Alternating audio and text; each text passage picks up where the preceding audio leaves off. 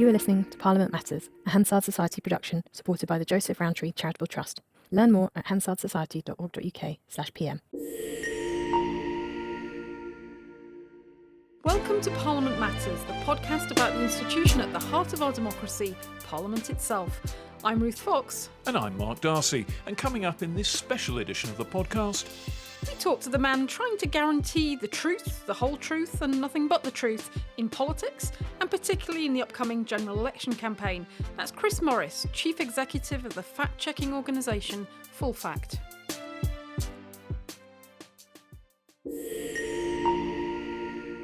it is, we're told, going to be an election year, and in that election there may be a new wild card. Will artificial intelligence be used to produce fake interviews or fake sounds or even fake pictures of candidates doing fake things that turn the voters against them? Will fake facts creep into political dialogue and possibly turn voters away from one party or another? Well, one of the people who's grappling with the dangerous possibilities raised by all kinds of new technologies and indeed by fake news on the internet already is Chris Morris, who's the head of Full Fact, the fact-checking organisation that sinks its teeth into mistakes, misinformation and outright lies that appear particularly online. So Chris, first of all, you've produced a new report, Full Fact have produced a new report that grapples with some of these possibilities. What's the most dangerous thing, in your view, that might happen at the next election? A lot of it is about operating in a climate where we know that public trust in politics and politicians is at its lowest ebb for 40 years. And there are things that could happen at this election that could damage that trust almost irretrievably. We know that the information environment we work in has changed remarkably quickly over 10 years, but I think my main message will be you ain't seen nothing yet, because generative AI is accelerating the trend. And I think the danger is that we get to a place, whether in elections or more broadly, where many people start to wonder whether they can believe anything that they read or see or hear. And if we get to that point, then you have to start to wonder what's left of liberal democracy. So that's the kind of the high level challenge, I think. Of course, every election feels like there's the first Twitter election. I guess way back in the States, Kennedy and Nixon was the first TV election, right? The sort of famous debate of Nixon sweating badly. And this is going to be the first generative AI election. And when we talk about generative AI as opposed to just artificial intelligence, the generative bit is tools that can create content just like that, whether it's audio or video or images, and anyone can use them. So stuff that maybe a few years ago would have taken a lot of computing power and a team of boffins, you and I can do when we go home and sit on our couch. And I think it's the danger that we get overwhelmed with so much bad information, misinformation, disinformation, that people start to doubt, A, the result of elections in the future, and B, anything they read, see or hear. And I think that's the danger to democracy overall. So in terms of this upcoming election, you've just, at Full Fact, just published a new report about this. What do you want the political parties, the politicians to do? We'd like them to promise publicly. We know they're slightly allergic to the word pledge because that reminds them of Nick Clegg and tuition fees and things like that. But we'd like them to say very publicly that they will use AI responsibly, whether that be in their campaign materials, whether that be in the way they communicate within the party. I think it's really important that things are done transparently. If people are distrusting the political system, then it is up to the politicians to make sure that they are the people setting the high standards. So what does responsible use of AI look like? Is this just labelling when you've created something via artificial intelligence, a picture of a politician doing something as a sort of cartoon? Yeah, and cartoon is an interesting example because we do have to take account of things like satire. And you don't want to sort of be the pedant sitting in the corner saying that anything satirical that you've made up on artificial intelligence will not be tolerated. It's when it's a deliberate attempt to deceive and where you are creating some audio or video content in which you are saying something which has proper political import and people are meant to believe that it is real. I think satire is a slightly different thing. People can usually tell that this is satire. That's allowed. It's okay. Full Fact is not trying to stop people having a laugh, but it is trying to stop politicians deliberately misleading people. I know. We're very kind. But two elements here then, isn't there? Because I was thinking about the risk to the election of, say, foreign hostile states using AI to import misinformation and lies into the campaign.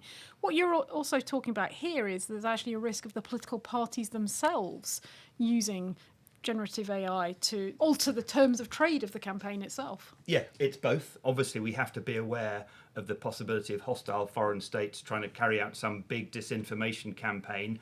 Could it be an information event just a few days before polling? Now, in our system, particularly with the way the opinion polls are looking at the moment, and they could change, do I think there could be an information event just before the election to change the outcome? It seems unlikely. Could there be an event generated by AI in a specific constituency which is very close, which might cause people to change their vote? That's more possible. That wouldn't change the outcome of the entire election, but it seems to me if any seat has been decided by deceptive means, that's a very bad precedent to set. So yes, it's the responsibility of the political parties themselves to show leadership. But also within that, when you talk about hostile states and foreign powers, do we have a system which tells people clearly and transparently what would happen if there was a big information incident? In Canada, for example, they have a protocol which is very clear. This is what will happen. These are the people who will be involved. This is what we will tell you, and here's how we'll deal with it. So would that, for example, mean if, for example, there was something in an individual parliamentary seat, if this was found to have happened, we'd rerun the election in that seat? That, I think, is up to the politicians to decide, but it's good to say this is what we would do so people are clear. And I think, again, transparency is the word I keep coming back to. So people have confidence in the system that if there is an attempt to manipulate it, that there is a system in place whereby that can be dealt with. If there was clear evidence in a particular seat that there had been manipulation, I think, I want our elected representatives to say this is how we would deal with that. And that you know beforehand, so that it doesn't look like you're trying to manipulate the result afterwards if you've not done so well. Hence the focus on transparency, yes. So you have it, it's very clearly set out, it's a publicly available document. I mean, clearly there are people in the darker corners of Whitehall, or even maybe some of the brighter corners of Whitehall, who are thinking about these things very hard. But I think there's a feeling that it's all being done a bit behind the scenes. And that one of the reasons we at Full Fact like the Canadian model is it's very open, it's very transparent, and it tells people very clearly, we want you to give you confidence in our electoral process. So we're telling you what will happen if there is a major attempt by a hostile state or by others to manipulate the outcome of an election. And are we anywhere near getting to a set of rules like that for this country? Are the parties talking about this between themselves, to your organisation, to anybody else? I don't think we are close to having a public protocol about how to deal with a major election incident, no, although it's something Full Fact has talked about and tried to persuade people about, obviously unsuccessfully. In terms of what the parties are going to do, this week there will be an open letter which will ask parties to commit to a variety of things, some of which are set out in our report about the way they use generative AI, essentially asking them to make public commitments to their voters, really, that we will use generative AI responsibly in a way that doesn't either mislead or deceive you. So that's a starting point on all this. But what I'm working round to here is you could get to a position where election results have to be overturned because something untoward has happened that has clearly influenced the result. Or you get to a position where people are in power who the public thinks shouldn't be in power because they cheated. Yeah, well, look at the United States in the last 4 years. Millions of people still think erroneously, in my view, and I'm sure in yours, that the election was stolen from them. But so it's incredibly corrosive that they think that. It's incredibly corrosive that they think that. And we may think, oh, that couldn't happen here, but I don't think we should be quite so sure. I'm not saying that we're going to have a Donald Trump type figure in the United Kingdom and we have a different political system. But the fact that many people get their information now in sort of closed online groups, a lot of people are forming very strong beliefs around what you might call conspiracy theories. And there is a danger, I think, that kind of feeling morphs into something which says we simply don't trust the results of elections anymore, which is why, again, it comes back to the word transparency, honesty, openness, and for politicians to take the lead in doing that.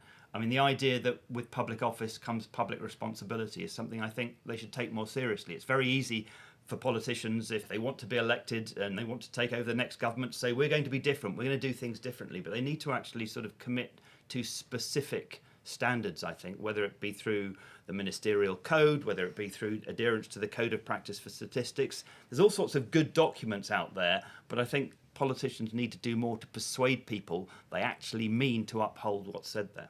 There are examples of this kind of misinformation, disinformation, AI-generated content already being used, at least attempting to disrupt election processes. A little while ago, there was a clip floating around supposedly of Keir Starmer swearing viciously at an aide that turned out to have been AI-generated, and people did start calling that out and warning across parties. There was a faked phone call of Joe Biden, which was used in an attempt to suppress voter turnout in one of the US primaries. So this is something that's already going on, and the vibe I get from you is that our parties are nowhere near alarmed enough about this. I think they are alarmed about it. I just don't think they're doing quite enough about it yet. And I understand the difficulty. You know, last week's information is out of date next week. This is an area of policy and an area of technology which is moving incredibly quickly, which is one of the reasons why it's so hard to legislate or regulate on it, because it's out of date almost before the ink's dried on the paper. But you're right, there have been examples. And you mention the fake audio of Keir Starmer. One of the worrying things about audio in particular is that you go and talk to the audio experts on this. They say it's already almost impossible to say whether something has been generated by artificial intelligence. So the Starmer example you give, alleging that he was shouting at his staff, I'm convinced it was fake. But if you go to an expert and say, was this generated by artificial intelligence, they will tell you it's almost impossible to tell. And in fact, one of the experts we consulted about this did put it through a couple of the tools that are available that told them, oh, this might be real. And so this is the problem, is that there's also almost, if you like, a liar's dividend, because not only can you not tell whether something is fake, but if you do say something, I'm thinking about, one prime ministerial candidate who you may remember, Gordon Brown, caught in his car with a TV microphone on, saying something he shouldn't about a voter he just met. It's much easier now to say, oh, I didn't say that. I didn't say that. That's been artificially generated. And if you can't prove that it's fake, you also can't prove that it's real. Yeah. So you're, as an organisation, you're going to have an important role, I think, in the election campaign coming up as, one of the main, if not the main, fact-checking organisation. So how organisationally are you thinking about how you need to gear up for the election campaign whenever it comes? We don't know whether we're going to get, for example, TV party leaders debates. We may not. But if we do, then your organisation is going to have a role, I think, in checking what the party leaders say. Yeah, I guess like almost everyone else involved in any way in politics, we just have to be ready for an election when it comes. It may be November, it may be before that, it might even be January next year, God forbid. But yes, we're getting ready. We're preparing. We will be taking on secondees to try and increase the size of our fact-checking teams. We'll be working with big media houses, whether in broadcast or in print. It's a time when we can create impact. We're trying to build kind of advanced chatbots so people can ask questions. We are trying to build a walled garden in which you can actually ask questions safely. I can't tell you too much about the technical details about how that's being done, but watch this space. And obviously there's always a risk as soon as you put out something like that, because lots of people will try and make it say something stupid, as we've seen with Gen AI tools like ChatGPT and so forth. But yeah, the election's a big moment, and we know that many people really pay very little attention to politics, unlike people in this area of London who are obsessed with it every day. But during the last few weeks of an election campaign, they do. And I think our overall point is that every voter deserves access to good information so they can make informed choices on the things that matter to them. We don't care which way they vote, but we would like them to have access to the information which allows them to make an informed choice. And you do have some specific proposals about one small part of, if you like, the false fact ecosystem, which is correcting stuff that's been said in Parliament that turns out to be inaccurate, or turns out to be a flat lie, or turns out to be a misreading of a statistical table, or whatever it is. So you're looking at proposals so that if MPs say something in Parliament that turns out to be wrong, they have a strong mechanism for correcting it. Because otherwise you can get to a situation where someone footnotes a false fact to something that's said in Parliament. It looks a lot more convincing because it's been said in Parliament. Exactly. So until earlier this month, only ministers could formally correct the official record, i.e. Hansard. From the 15th of April, all MPs have the ability to do that. And that's as a result of a full fact campaign. And you're right, the reason it's important is that there were some arguments saying, well, you don't need to do this because an MP can stand up and make a point of order in the House of Commons and say, the thing I said 2 weeks ago is incorrect. That would not correct the record, the written record in Hansard. And of course, if you're trying to train a large language model, which is used to build Gemini or ChatGPT or something, and you think, okay, British politics, what's going to be the most authoritative source? Well, we'll certainly put Hansard in there. And if there are claims in there which essentially stay there, albeit corrected 2 or 3 weeks down the line, but those uncorrected claims remain in the books, if you like, that's a problem because they will spread and they will morph into other things. What happens now, and we're just beginning to see the first 1 or 2 corrections, is that MPs will be able to go in and a correction will appear in a place where the error was made. And you're right that sometimes it's something which is said deliberately, but sometimes people make honest mistakes. We make mistakes, right? It's Oh, surely not. It's hard to believe. The important thing is, how do you respond when you make a mistake? And again, it comes back to transparency and saying, we made a mistake, this is what we said, this is what we should have said. And initially, when Hansard put out information about the new correction system, they said that they would like MPs to inform them that they want to make a correction within 5 days of the initial statement being said. And we went back to them and said, well, hang on, sometimes, it might be a constituency emails them 2 weeks later and you said this, it's wrong. So they've now, we've had a correspondence with Hansard and they've agreed that it should be 5 days where possible, but they've also agreed that retrospective corrections can be made. So before the new system came into place this month, if MPs realise they've said something that is wrong, they can go back and correct it in the record. So we believe it's a positive because it shows that Parliament's trying to get its house in order. We would have liked the system to have gone one stage further, which is what happens. How does Parliament deal with MPs who refuse to correct things which are clearly wrong? And we're not talking about opinions here. It's really important to make that distinction. Everyone's got opinions, right? But we think there should be a bedrock of shared facts on which you then have robust political debate. And if there are things which people have said which can be shown to be factually incorrect, as an elected representative, I think they have a responsibility to the people who elected them to make that correction. So there's another stage of the campaign to come, which is how do you deal with people who refuse to correct the record? How would you like them to deal with people who refuse to correct the record? Well, there should be some sort of sanction. One thing I don't think is there are those who say it should be a criminal offence for a member of Parliament to lie. I don't believe that should be the case. But I think if Parliament wants to get its own house in order, there should be some form of sanction if there are people who have said things which are verifiably incorrect who refuse to correct it. And I think it's up to MPs to decide what kind of sanction that should be. And you both know there are all sorts of sanctions that can be brought in. I suppose one possibility is that, just as they have on Twitter, community notes, maybe the Commons can have a kind of community note under someone's claim about something that everyone else thinks this is twaddle. Yeah, I can't see the House of Commons saying that. You don't think the House of Commons would use the word twaddle? I'm sure they'd come up with a better phrase. I don't think you'll get the officials to go. I mean, the community notes is an interesting one. The problem with community notes for me, it's great that it's there, but it's sort of crowdsourcing fact-checking.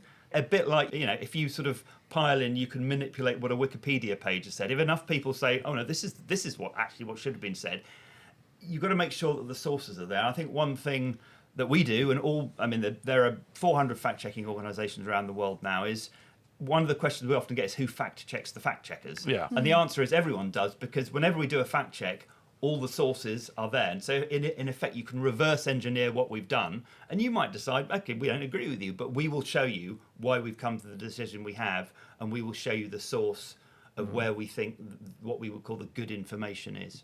And that gets us on to another interesting point about fact-checking organisations. Fact-checking organisations sound wonderful things, provide a baseline of truth for political debate if they're getting it right. But who owns the fact-checkers? I mean, in your case, your organisation is funded by people like Facebook and Google and so forth. So would you be able to call them out? Would you be able to say to Google, your algorithm is constantly leading people to this misleading or inaccurate information? Well, if you read our annual report just come out, we are very critical of the tech companies and the search engines. It's all disclosed on our website. Google funds the research we do and the tools we build for automated fact-checking. At the moment, we're trying to build a new tool that means we can rank health misinformation in online videos by the harm they cause. There's a heck of a lot of health misinformation out there on YouTube and other things. Google are helping us fund something which may be very critical of YouTube. Google and YouTube are owned by the same people. So we are critical of the search engines and the tech companies where we need be, But yes, we do get funding from them. We're very open about it. It doesn't mean we won't criticise them. And is there the danger that one day someone might think to found, if you like, a kind of Potemkin fact-checker, a fact-checking organisation that claims to be searching objectively for truth but is actually out there quietly to promote a particular viewpoint? How would you catch that? They're there already. I'm sure. I'm fairly certain there's a Russian state fact-checker. So one of the things we have internationally, there's an international fact-checking network, there's a European fact-checking network, whereby you have to abide by certain standards, and you can only gain membership of that organisation if you can show you can. So you kind of have to look for a fact-checking kite mark, as it were, on each of these organisations. Yeah, and of course it's always going to be abused. You may remember at the last election there was a CCHQ Twitter account which renamed itself, I think it was Fact Check UK, for the night of one of the debates, which I wasn't at Full Fact at the time. You can imagine Full Fact didn't react well to that. CCHQ being Conservative Campaign Headquarters. So yes, of course there's going to be people, just like there are people who try and pretend this is a BBC News website page. Actually, it's completely fake. So that's going to happen all the time. I suppose it takes us into another area which is of real importance, which is media literacy. Because one of the things I've always thought about fact-checking, if you think of the flow of information from its kind of creation to production to distribution, fact-checking sort of waits until the very end of the process. Oh, the bad stuff's come out, that's wrong, we should go to fact-check it. But there are plenty of ways that you can actually intervene much earlier in that flow of information. One of them is what we call pre-bunking instead of debunking, making sure good information's out there in the first place. I think media and information literacy is really important. I'm not just talking about in schools, I'm talking about lifelong learning, so that people feel comfortable with technology and feel they know how to navigate their way around this kind of, for many people, slightly bewildering new world of information which dominates so much of our lives. And then the other thing, even further back, is what's called annotation, which is basically organisations like ours are trying to get involved in training the models, the large language models, which are essentially behind the creation of publicly available tools like ChatGPT. Because somebody's got to train what goes into ChatGPT to enable it to say things that come out. So if you can make sure that really reliable, good information goes in, there's a better chance that better stuff comes out at the other end. So it's about intervening slightly earlier in the process. Just to take this back to the conversation about MPs, Full Fact has a sort of a list on its website of all the claims that have been made by MPs that you think are inaccurate and where the MPs have not retracted them or not corrected them. You contact the MPs individually to point this out, urge them to do the correction. What kind of responses do you get back? I mean, why are they not doing this? I think I'll politely say it's varied. Some of them are very, very thin-skinned. Even when we go to them and say, look, it's actually not a criticism. It comes back to this idea of we all make mistakes. We're all human, right? I think your constituents don't expect you to be superhuman and never err. But just say I got this wrong. I think people will respect you more if you can do that. But there is a culture in Westminster that it's the culture of the whatever you do, don't U-turn. But if you've said something wrong, actually, for me, it's a strength, not a weakness to say, like, I got that wrong, I should have said this. And it's partly about having a conversation with politicians to say, look, it's in your long-term interest to prove you're one of those people who want to be honest and want to be accurate. And it comes back to where I started about if trust in politics and politicians is at such a low at the moment, it does need to be rebuilt. And it needs to be rebuilt by the people who are brave enough, and I use that word advisedly, who are brave enough to go into elected politics. Because I can see that, you go on social media, it's not an easy world to be in. But they do need to take the lead on all of these things. So, we try and have good conversation with MPs. And I think it's one of the things that sets Full Fact apart from organisations like BBC Verify or Channel 4 Fact Check. We don't just publish fact checks, we then go and ask for corrections. And if the corrections aren't there, we keep asking for the corrections. And we also look at what, if you like, sort of trends that the fact checks produce and think, are there things in the system we need to change? That was part of the genesis of changing the correction system. We thought, hang on, there should be a better way for MPs to do this much more simply. And so that was through our fact-checking that we came to that understanding that let's try and make sure we get a parliamentary committee to take this up and do it. And it took a while. It was before I was at Full Fact, but it happened. Yeah, I mean, to the credit of the procedure committee, they did take it up. They did have done the inquiry, produced their reports. It might not have gone quite as far as you'd have liked, but I mean, compared actually to a lot of procedure committee reports, in recent parliaments where the government has not wanted to engage and take up the recommendations, and they're ultimately the ones that have to lay the motions before the House of Commons to get recommendations implemented, I think we made quite good progress. Agreed. And as I said, there are other things we'd love to happen now. For example, I think numbers are really important. A lot of erroneous claims are about numbers. Great respect to Mark, but my former journalistic colleagues, I always thought, why is everyone literate and no one seems to be very numerate around here? But, using numbers and using statistics is really important. The same applies in politics. And at the moment, the ministerial code, I think, says ministers should take account of the Code of Practice for Statistics. The Code of Practice for Statistics is very clear about the best practice of using numbers and not misleading people. So why does the Ministerial Code say take account of it? As opposed to follow. Yeah, follow it. It just strengthen the language a little bit to make sure that it's incumbent upon people to do these things. It shouldn't be too much to ask, I think, for us to expect that they do follow, when they're in high public office, the highest standards. So just as a final thought, really, looking ahead to the election that is yet to come, how nervous are you about it? How worried are you that it might be swung by fake news, false facts? I'm probably less worried than some. I think we need to be on our guard. There are clearly challenges with the technology.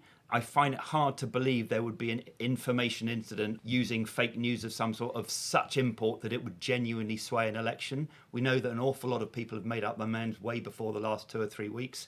One of the things I am concerned about, though, is that we spend so much time talking about the impact of generative AI. Is this fake? Is it not? That we forget to actually focus on the things that politicians actually do say. Because when we focus on the things politicians actually do say, we do find that sometimes they're telling porky pies, and we need to make sure that we keep holding people to account rather than waiting for the big spectre that never quite arrives. I'm more worried about, as I say, the more general picture of, are we losing trust in all sorts of information and the longer term implications that has. I think that this election will be a real challenge, but I'm not convinced that there will be a moment where we look back and think, oh my goodness me, the 2024 election was stolen by technology. I think we need to be on our guard, but I think at the moment we're not quite at the point. We could be at the point in maybe 29 or 34, because the technology is moving so quickly. So we need to have the conversation now to make sure we don't get to that point. Chris Morris, thanks very much for joining us on the pod. Thank you. Thanks for having me. Fascinating. Thanks, Chris.